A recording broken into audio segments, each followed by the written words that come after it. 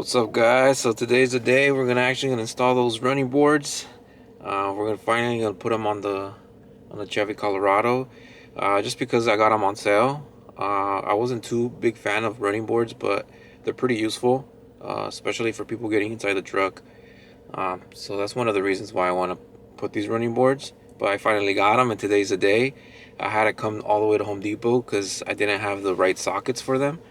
But I mean, we got a good deal on them, $40 for a whole ratchet set, a 3/8 ratchet set. It's a pretty good deal. So we're going back home and we're about to go install those, okay? Yeah, let's get it.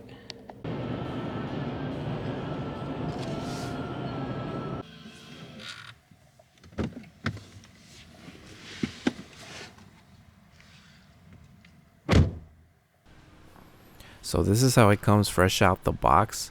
So these running boards are packaged pretty well.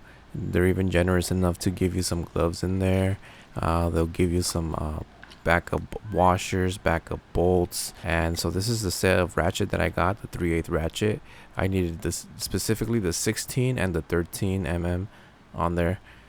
They provide you the 6 brackets that you need, 3 on driver's side, 3 on passenger side, etc. And so just make sure you read the instructions, because there is specific washers and crush washers and bolts that you got to use for either the brackets or for the running boards, specifically for the running boards.